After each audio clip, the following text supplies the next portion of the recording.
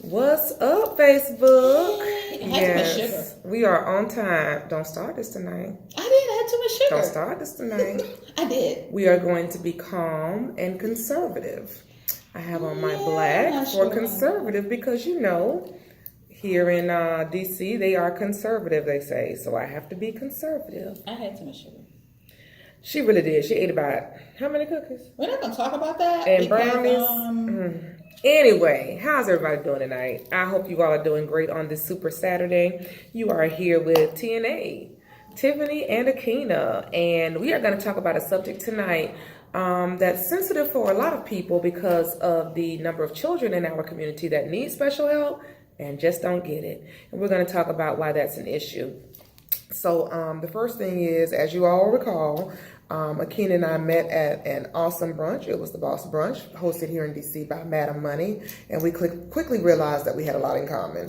Akena was diagnosed with dyslexia, and I myself have a son with special needs, and as a child myself I struggled, but my issue is that I was considered gifted, but I could not complete my work. So I struggled with organizational issues.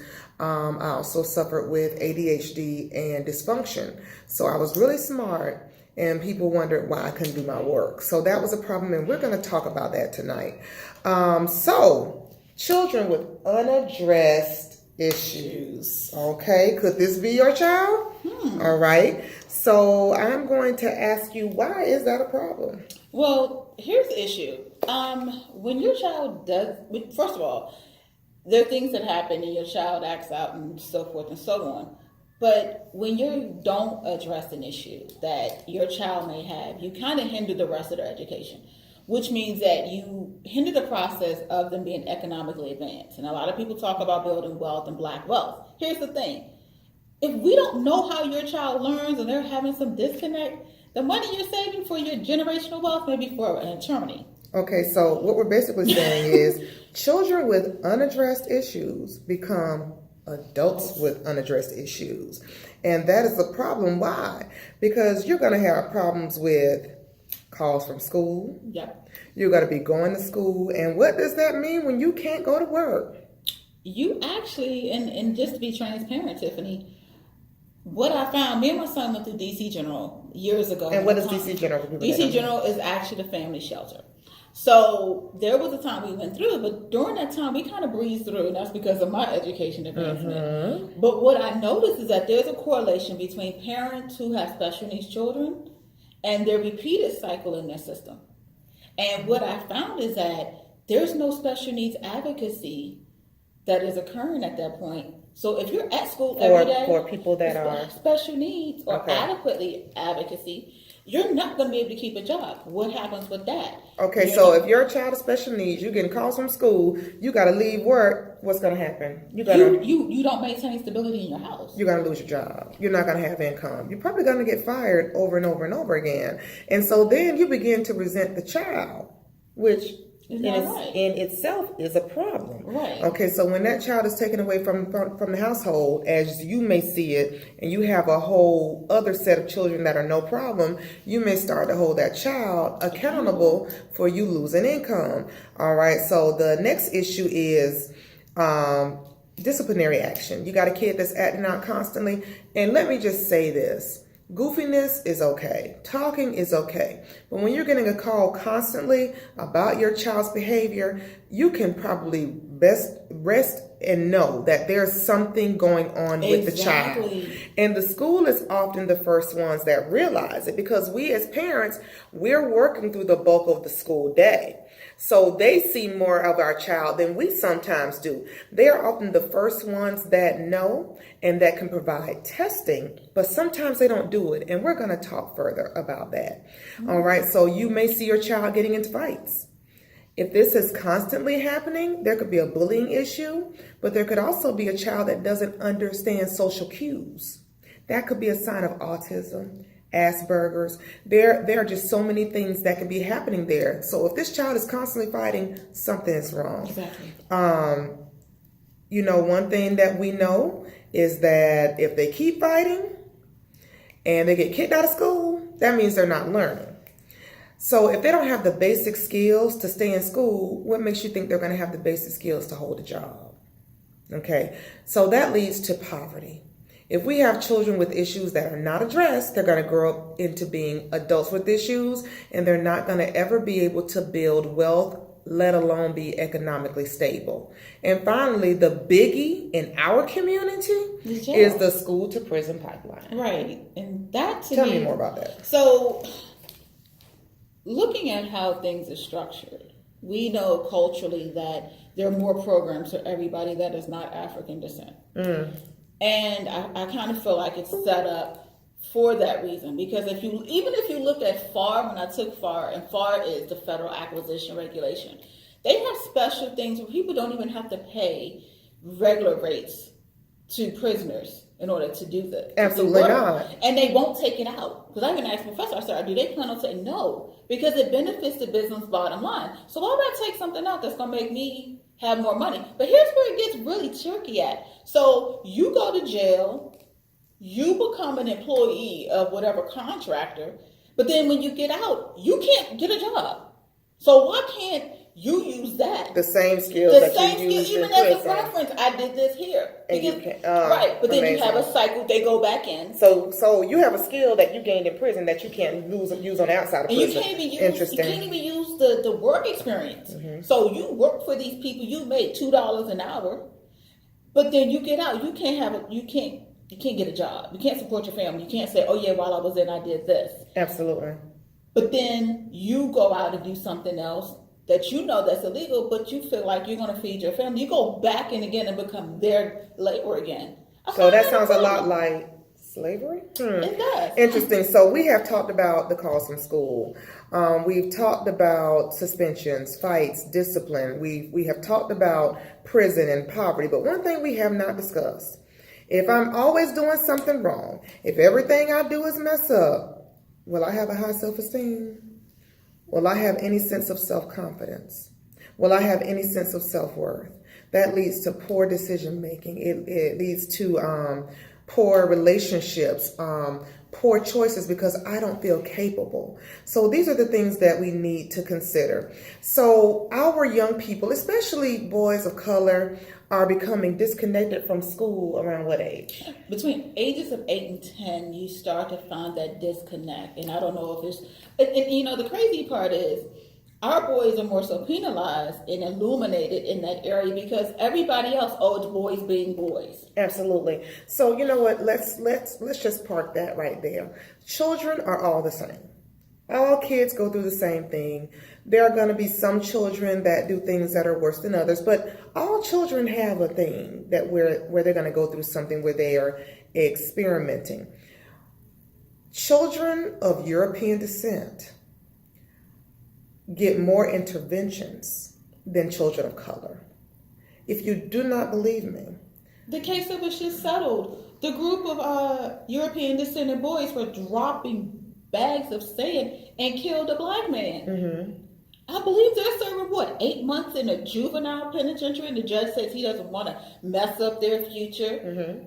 But if that was my son or your son, guess what? They'd have been in jail. Well, I know personally that I've gone to juvenile court just to test my theory. And the only thing in the court that was white was the judge. All the children were black or brown children.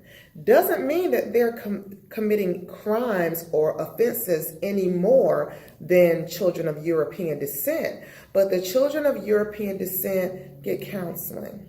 That's what the boys They get interventions. People don't want to mess up their lives. I don't think in this country that any person of European descent that has killed a person of African descent has ever been sentenced to death.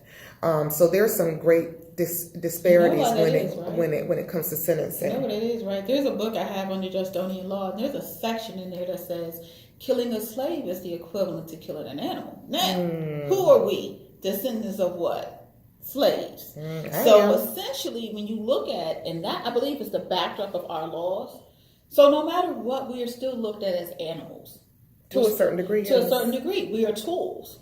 It's just that we're tools that jumped out of the box and not going back in. Well, let's go back to that disconnect. What does that disconnect look like when a child starts to disconnect from school? What does that look like? The grades are poor. They're not attentive. They may be overly socializing. They don't want to participate, or they're just disruptive. Disruptive, which is what I struggled with myself. I was always talking. I just want to find things to do that didn't require that. Absolutely. So let's talk about that disconnect from school. So the first issue that I've seen personally is getting calls, getting notes. I can't get him to do what I want him to do. He's in class talking. It's always something. Okay, so my son walked out of class. Like literally, like I went through this thing with him last year, and thank the Lord he's out of it. But his attention span, he just didn't care. He walked out the classroom, and even though he was what age? He was like 17. But even then, his mind started going. The teachers would tell me they could not hold his attention, and I said, "Well, is he disrupting the class?" He said, "No, Miss Allen. We can't get Alonzo to focus. We'll talk to Alonzo, and he has to be mentally tickled. But how many of our kids need to be mentally tickled?" I mean, culturally, we just come from different raising. There are times that I think that culturally we're just different. We're different, but our kids are more intelligent than they're given credit for. And that's really what they were saying. And it was not just one teacher. It was like a multiple teacher saying, "Miss Allen, we know he's there and his mind moves fast, so we don't know how to keep his attention. We don't know what to do with him. Is he disrupting class? No." So then what are we talking about here? They were trying to get something else. Like I was saying, you're going to hear they're disruptive. They're not doing their work. We can't get assignments back. Okay, if this is constantly happening, We have a problem. do you really think a kid wants to hear how bad they're doing every day? Nope. Something is wrong. Anybody who suspects something's wrong can ask for testing for a child. I came from Orange County, Florida. Orange County, Florida is largely ignoring their children with special needs. They refuse to test the children when the parents ask for testing, and then they bring the parents in a meeting of, I've heard of as many as 23 district people to intimidate and bully the parent, and it is not acceptable. Are you serious? I'm dead serious because they did it to me. I lose my mind. They did it to me, and I absolutely told them we will not be doing this. I have come to Maryland. I have come to Maryland in an area that is considered wealthy, completely different. My son had interventions the first week of school. I had observation sheets maybe the second week of school, and I've had 2 staff meetings, and we've been here for 8 weeks, minus Christmas and snow days. Does it matter where you live? Yeah. Does your pay matter? Does your income matter?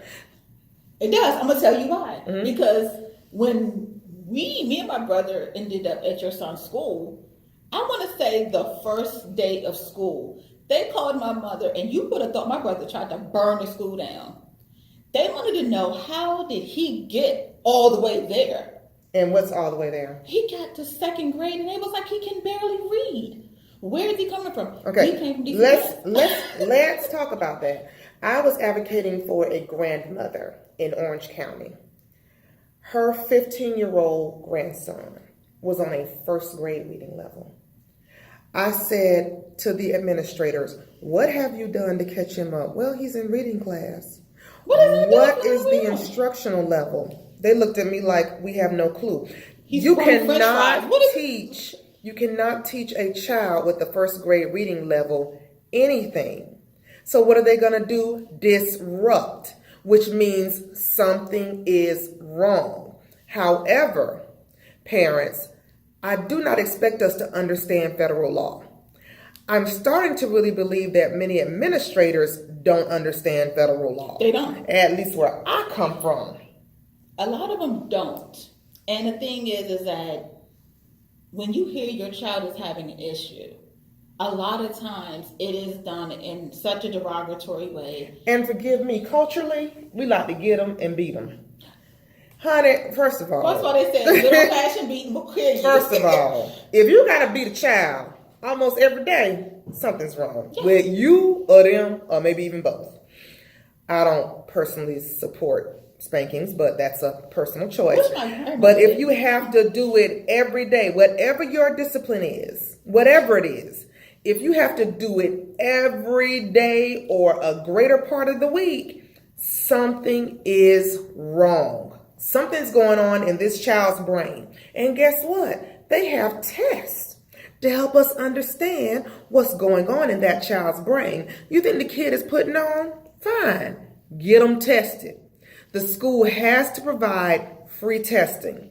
And a lot of parents don't know that. And a lot of parents get discouraged from pursuing testing for their child. So once again, constant disruption, not meeting milestones for their grade, not meeting the standards, reading level is lower than what they are. We have a problem.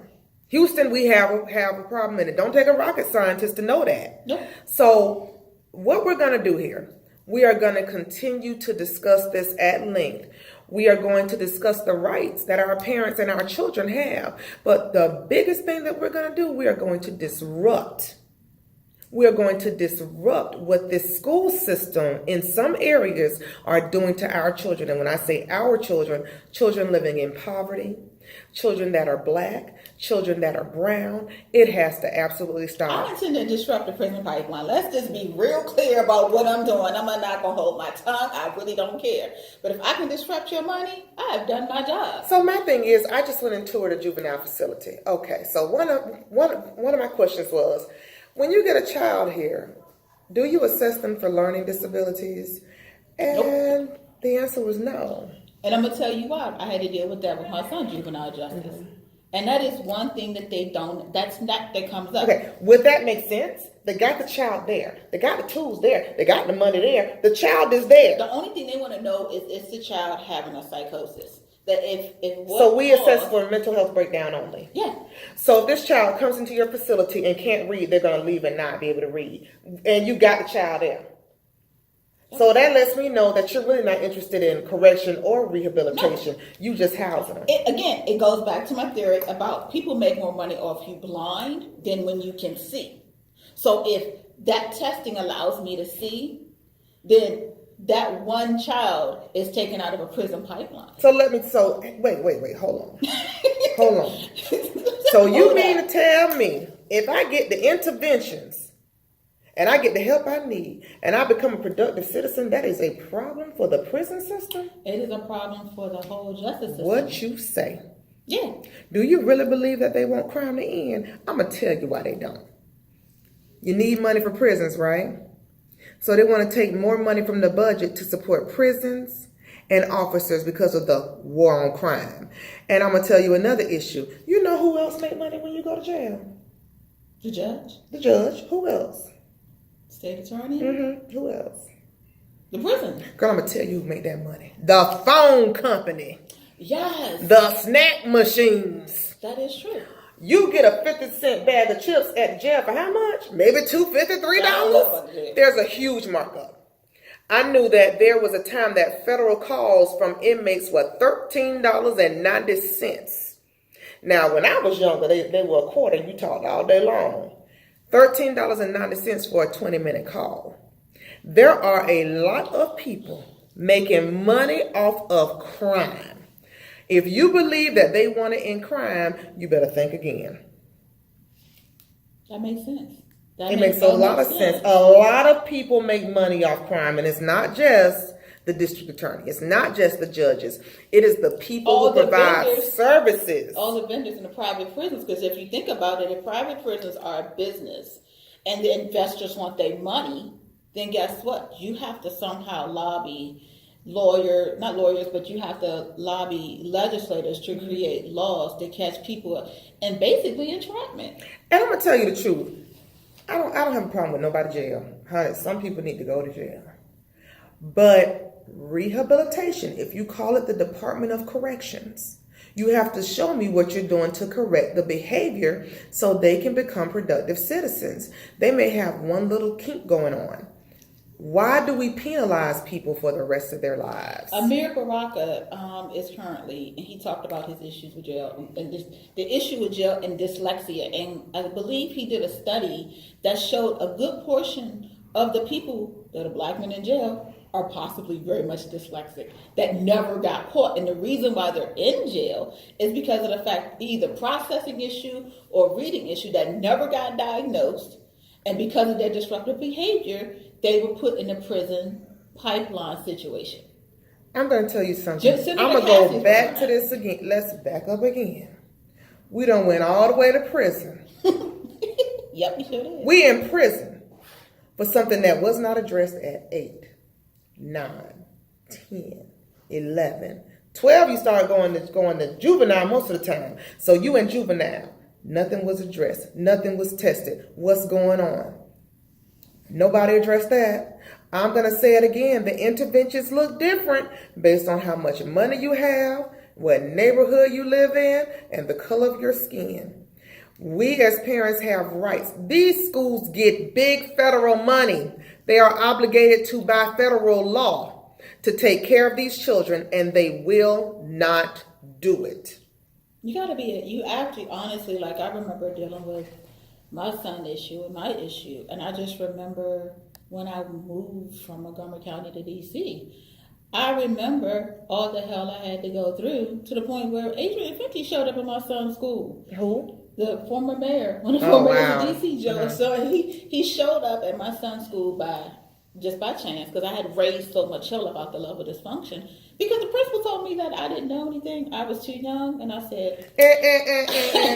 And hold on. Let's talk about all these people that's in the news for mistreating these children with disabilities. Yes. Now, we ain't talked about that yet. The ladies with autism. The kids. Well, no, that was just one. There was a principal that locked a little boy out of the school, and he was a little boy of color that had autism. And it's funny that these cases are affecting our children the most. A lot. More so than any other race. You are absolutely right. And she said she felt intimidated or something? By a child with autism? That's what she said. She had them to lock the door. And I think she pressed on the door. And she said that she felt like she was in danger. That's why she told all of them, I feel like he was some type of terrorist. When I read the article. A 10-year-old? Yeah. My son is 10. Right. Do y'all know Sadiq Muhammad? Honey, who is Sadiq about to threaten? Nobody. That is absolutely crazy. And that's why she says she did it. But... I don't know. We cannot trust these people with our most vulnerable children. There was another lady recently that pleaded guilty to, it was in Florida. She was physically assaulting a child with autism. Her superintendent was told she did nothing about it. This lady faced criminal charges and was convicted, and Governor DeSantis of Florida removed her from her position, the superintendent. Unfortunately, our teachers are getting a bad rap because of a few bad apples, but it's just, we have to do something else. And it's mostly children of color that are being abused. There was just a child on a school bus, begged the bus driver. Oh, yeah. Begged the bus driver not to let him off of the bus because he was being bullied. The bus driver told him, get off my bus, and that child was assaulted by a much larger child. What is going on in the mind of our adults? What's happening here? Something is going really, really wrong. And we as parents must take up the mantle for our children. I'm telling you, this is the final time that I will allow this to happen on my watch. If any parent contacts me, I'm going to try my best to assist them. I know how hopeless that I can feel, and I'm pretty educated on federal law. I mean, I don't know a whole lot, but I know more than the average person. Now, I know my issue with federal law right now is that the person that's currently at the helm of this has started to unscrew the legs out underneath the table for this. So one of the things I've been trying to do is keep track of all of the things that have been quietly slipping. So when you go to fight this where it was once in place, it's no longer there, or it's so loose that it gives a level of ambiguity or purpose through you have to be able to claim this. Now, here's another thing parents don't know. If you feel like your child is missing some benchmarks, even before they get to school, ask for a developmental pediatrician. A developmental pediatrician is going to be able to tell you right. Who do you ask? You ask, you go, it depends on how your insurance is set up. That's another thing. But you ask your pediatrician if they say that there are some things that they are missing, and usually. Now, I don't want to stop you, but I do know a lot of parents that are minorities have allowed children to go for a while without speaking, without walking. And when you attempt to tell them, maybe something's happening here, they often get defensive. Not often, but some parents do get really defensive. Okay, I'm going to say it again. Unaddressed issues in children become unaddressed issues in adults. Even if nothing's wrong, even if they get a clean bill of health, what does it hurt to get them evaluated? You don't want a label? Well, guess what? They already got a label. They got a jail cell too. Bad. That's going to be their label by the school. In level for conduct. Yeah. Problem. Right. They're going to have a label regardless, but if you get the right label, you can get the right protections and the right help for this child. So those are the things that we need to look at, parents. We need to know, what are the milestones?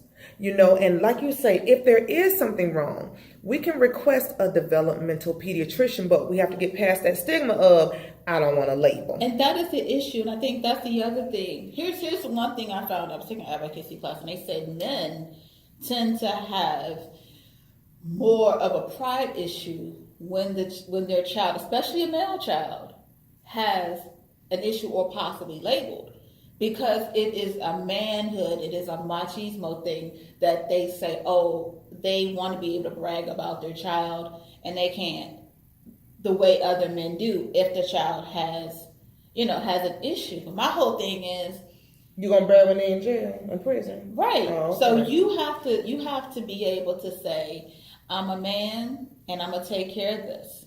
You can't worry about what your friends will say. If you're around friends who don't understand that children have issues, then those aren't your friends. They're spectators. Or we educate. Yeah, we just educate. Yeah, because if there's one, there's another. Here's funny. There's a friend of mine passed today. I'm not happy about that, but our conversation, Antoine Austin, everybody, Queen Esther Grand Chapter, my heart goes out to you and the family. But Aunt Austin, when he found out I wrote my book, and I came to the organization, he says, "Sis, it sounds like my son is dyslexic." And I said, "Really?" And he talked about just his frustration. I said, "And he just processes differently." And I said, "If you need me to help you write to get him tested," I believe him and his wife. But we talked about it, and as a man, he was just trying to figure out how. It frustrated him. He couldn't get the things the other sons did, but I felt like he was like, "Okay, what does he do?" I was like, "Minecraft." I said, "Anything that he can show you is genius." And he was like, "That's okay. the beat." Yeah. He was like, "Okay, let's look at that." So a lot of men. So he was upstairs writing a story about his friends at school. Yeah, he was doing that in drawing or something, right? Yeah. So it's I mean, just the difference here in Maryland. Florida was horrible. My son was being bullied and fighting, and my son does not fight. No, he is in general a kid of good attitude. He forgives and gets on my nerves, but my kid was fighting, and they're just. Really? So you're gonna put both kids in the prison pipeline. They're gonna put your son in for defending and himself. Now we've gotten here, and I'm like, same kid, different environment, different people, different process, different economic environment. That's true. That's that is huge. True. That's definitely huge. true. I mean, I hate to say it, but the caste system is reestablished. I don't care what anybody says. If you rich, you got it better. I don't care if you're black, white, Mexican, Asian. If you have money, if you are rich, you got it 10 times better than any kid in an inner city. You got it 10 times better. You wouldn't even understand even if you tried. And it's sad to see that, because it's like, even during the process, there are also very good gifts. And I feel like as a parent, you never even find out what the gifts are. If your child has autism, there are plenty of gifts that your child has, being autistic or having Asperger's. So you know what? Instead of saying that my child is autistic, can we say my child is a brilliant artist? Can we frame that differently? Yes, there are some traits you will see as a result of certain diagnoses, But the good far outweighs the bad. And I think focusing on the good, I think it always helps get through the situation. I feel like coming to an agreement makes me wonder if there's a disability or something going on. Do I, as a parent, feel bad? Am I less than because my son or daughter has this label? So I think there's a couple of things and happening it is there. definitely, especially depends on like the type of family they come from. You know, you feel like, and you don't want to be the parent at the table. Like, I wish I could find the first person that said, "Don't label my child." I'll pop you in your head because that's what everybody says. I know what I did. I actually pulled the gifts of autism. Oh, cool. Let's see them. Okay, so, and I thought this was something I always like to find a treasure box. So, they have the complex interactions. Now, they have also early smarts. So it says, they work with Head Start priests almost consistently ahead of the curve in their ability to know colors, shape, and identify letters. Because they're quietly recording things. That's just what that is. They're not people pleasers. They don't tell you straight, I don't like you. You won't ever have to worry about what it is that you get. I don't like you, and go away from me. You know, those are the things that we have to pay attention to. They're computer savvy. But I got to tell you too, when a parent is living in poverty, you know, it's hard to find the gift. This is complex because if I'm working hard just to have food, I really don't have the time, energy, or resources to really focus, or patience, to really focus on my kid that has special needs. And I've heard teachers say they just don't care. That's a lie. A lot of times I'm just worried about how we're going to live through the rest of the week, you know. And there's something called the cost of poverty experience. If you ever have the opportunity to take that, you'll understand a month in the life of people that are experiencing poverty. A lot of people jump to judgment about these parents, but you know, we're here to change this. We are here to disrupt this cycle, and we are going to do it. We are going to do it in a couple of different ways. Well, first of all, we're going to just keep talking about it. We're going to break it down into small, digestible chunks so that you understand. I hope to be able to illustrate for you what it looks like to ask for evaluations. I hope to be able to, with Akena's help, break down that law and hopefully just get you to the point where you feel comfortable saying, I know something's not right and I need help. And you're going to help me. Pulling a list together of developmental pediatricians that will be able to come in and say, this is the insurance that we take. This is how you can get to us. You know, let us know what it is that you want, and we will try our best to meet that need, because essentially an advocate costs a lot of money. And you need it, but you got to put food on the table. Well, the people that I talk to, that's not reality for them. So yeah, that's the hard part. Once again, economics. You have some people that can hire an advocate. The people that I serve just probably can't. If I don't leave you with anything else tonight, I want you to do this. If nothing else, this is our starting point. Every time you get a call, you have a special little notepad. That's like a book. Get a little notebook. Just write down the day, time, incident, who called. The reason you do that is because you have to set up your own data to substantiate why you feel there's an issue. They'll say, oh, everything's fine. Yeah, but you called me 10 times last month, because I have the dates here.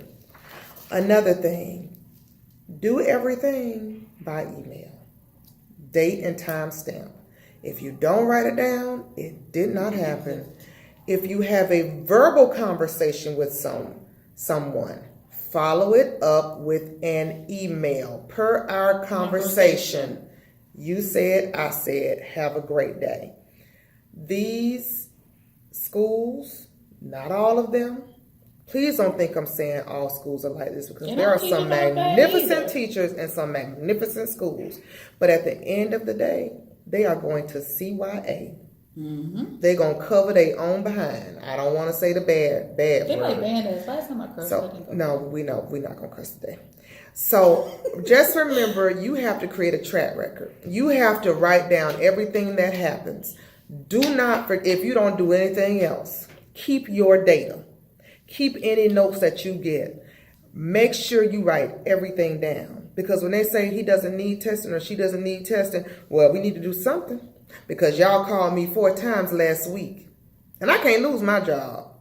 So those are the things that we're gonna work on.